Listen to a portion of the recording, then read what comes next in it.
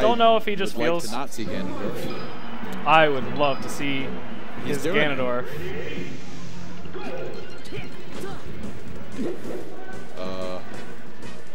Come on, this is the character Chad made it all the way to top... No, best in Georgia back in like 2007. Was he really best? Yes, #1. And Ganon? if I remember correctly, and Ziff was #2. I think this is, remember, this is back in 2007.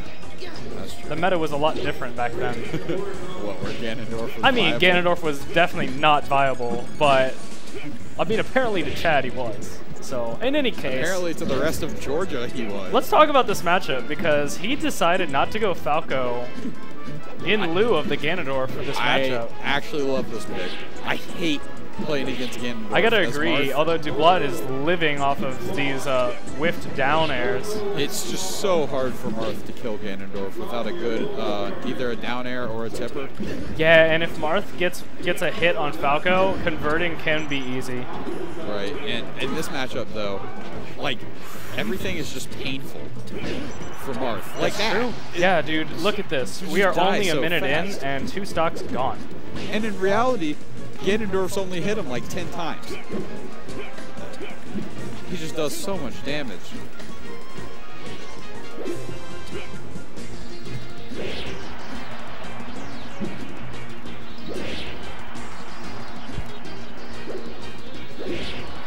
Ooh, good forward smash, finishing that stock.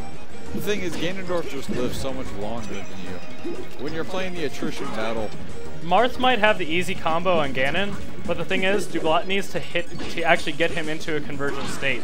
What's happening right now is that, like, these stray hits that Dublat is actually getting aren't necessarily putting him into that state, or Dublat's just missing his conversions. they're just random hits. Right, They're exactly. They're not leading into more. They're not. It's not letting Dublat convert efficiently. And against Ganon, you need to be efficient with the openings that you get, because he'll live for a long time if you do not. Like we saw that first stock. Uh-oh, we going for double. That was a double dip right there. Oh, all right, good stuff from Dublat. It's okay. If he maintains his composure and doesn't get hit like that, that's actually one of the things that people forget about, is Ganon can come right out of his invincibility and just knock you off stage. And it could be a product of people not playing Ganondorf a lot. Yeah, I mean, not many people have experience with this matchup, and but Ganondorf mains have a whole lot of experience with yours. And exactly, and the other thing is that, like, if Marth doesn't respect Ganon's spacing, Ganon's hitboxes actually do extend farther than they look. And Ganon can be extremely tricky with his wavelands, and his fair goes a lot farther, like you were saying. Sometimes you just run into it repeatedly. Yeah, people... You're just wondering why. And thanks, Marshall. Appreciate you checking us out, man. I put us on Snapchat, so all my Snapchat friends are apparently... All right, so we're in game 2. Unfortunately, Chad made that first game look pretty easy. Let's see what Dublat can come back with in game 2. Maybe more room to run around, perhaps, and the transformations could throw Ganon off.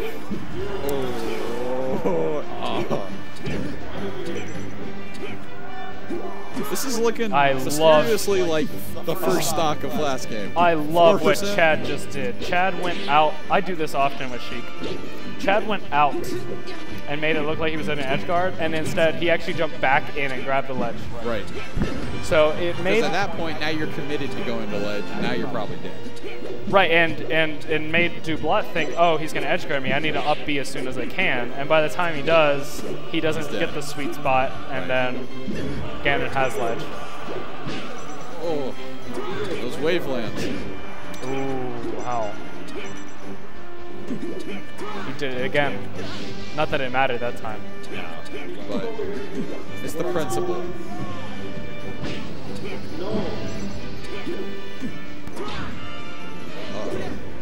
Buns wants to see an up tilt. I think everyone wants to see an up tilt. Chad is GA Biz. Ooh, got him with the shield breaker, but just barely. Uh-oh. I thought he was just going to get jabbed in the corner over and over again.